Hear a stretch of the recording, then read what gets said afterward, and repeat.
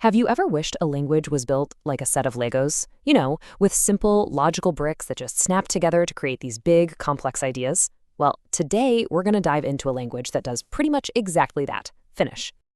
Okay, just look at this right out of the gate.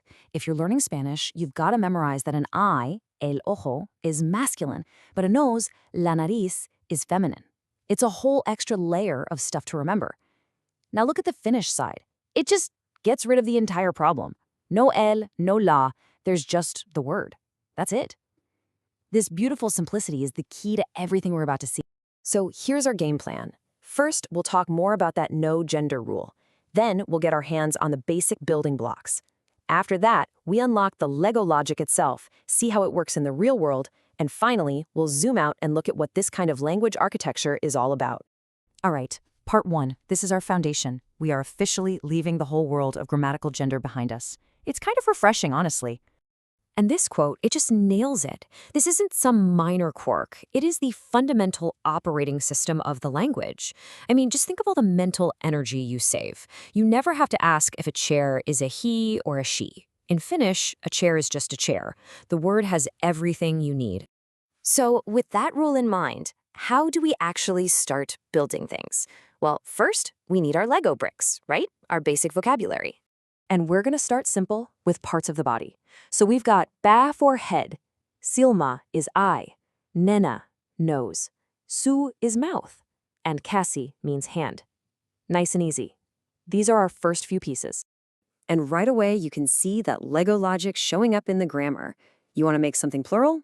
Easy. Just snap a t onto the end. So one eye, silmä, becomes two eyes, somat. Want to say something is my? Just add ni. So pää, head, becomes pää ni, my head. It's like this little universal connector piece you can use over and over again. Okay, now this is where things get really, really cool. We've got our basic bricks, we've got our little connectors, now it's time for that aha moment. The part where we see how Finnish snaps whole words together to make brand new ideas. All right, our first big building block for this section is sydän. This is the Finnish word for heart. Simple, powerful, one concept. And our second block is lyönti. This means a beat or a strike. Another really clear, distinct idea. So we have heart and we have a beat. I think you can see where this is going, right? And there it is. You take sydän and lyönti, you click them together, and you get sydämenlyönti, heartbeat. It's not some random new word you have to memorize out of thin air. It is literally just the sum of its parts. This right here is the core of the Lego logic. Now that we get the system, we can really start to have fun with it. Let's take this logic and build some more practical, everyday words you might actually use. Okay, let's try another one. The word for finger is sormi. The word for nail is kynsi. So you snap those together and, of course, you get sormenkynsi, fingernail. It's direct, it's transparent, and it's perfectly logical. This one might be my favorite just because it's so beautifully descriptive. The word for hand is käsi, and the word for stem, like the stem of a plant, is varsi. Put them together, you get käsivarsi, literally hand stem. I mean, what an amazing, almost poetic way to describe an arm. All right, let's add a super useful new block to our toolbox. Sarki. This word means ache or pain. Now, this is a great piece, because you can attach it to pretty much any body part to say what hurts. So let's put you in the driver's seat. You already know the brick for head is pää, and you now know the brick for ache is sarki. So based on everything we've seen, how would you click those two pieces together to build the word for headache? Exactly. Pää plus särki equals päänsärki, headache. See that? You just figured out how to build a Finnish word. Once you understand the system, you can actually start creating vocabulary yourself because it's so beautifully predictable.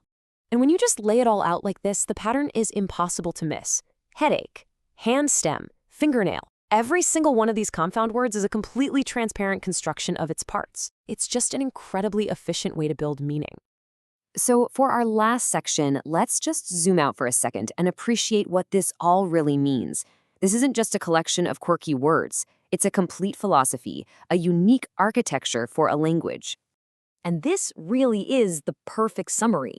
The entire way of talking about the human body in Finnish, from your heartbeat to your headache, is constructed from these clear, logical components. And this system gives you incredible precision, all while totally avoiding that complex web of gender roles we started with. So, what are the big takeaways? 1. Finnish builds complex ideas from simple, predictable parts. 2. The system is incredibly logical and consistent. 3. It completely eliminates the need to memorize grammatical gender. And 4. It creates these amazing, precise, and descriptive words, like hans them for arm. And all of this leaves us with a really fascinating final thought. They say that the language we speak can actually shape the way we think. So, if that's true, what kind of thinking does a language built on such clear, logical blocks encourage? What does a Lego language ultimately build inside the mind?